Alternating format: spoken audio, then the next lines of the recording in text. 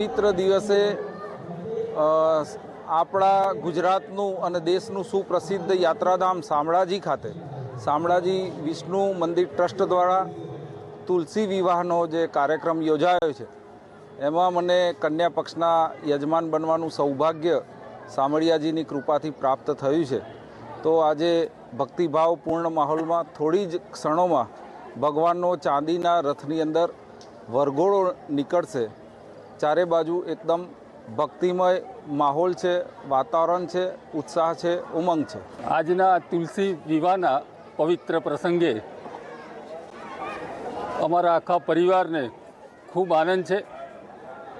ગુજરાતના બધા જ મંદિરોમાં તુલસી વિવાહનો કાર્યક્રમ થતો હોય, પણ શામળાજીના તુલસી વિવાહનું કાર્યક્રમનું મહત્ત્વ ઘણું અલગ છે। અહીંયા 3 દિવસનો મેળો પણ થાય। અત્યારે ચાંદીના રથમાં ભગવાનનો વરઘોડો નીકળશે। મને કૃષ્ણ પક્ષ એટલે કે વર પક્ષ તરફથી આ તક મળી છે।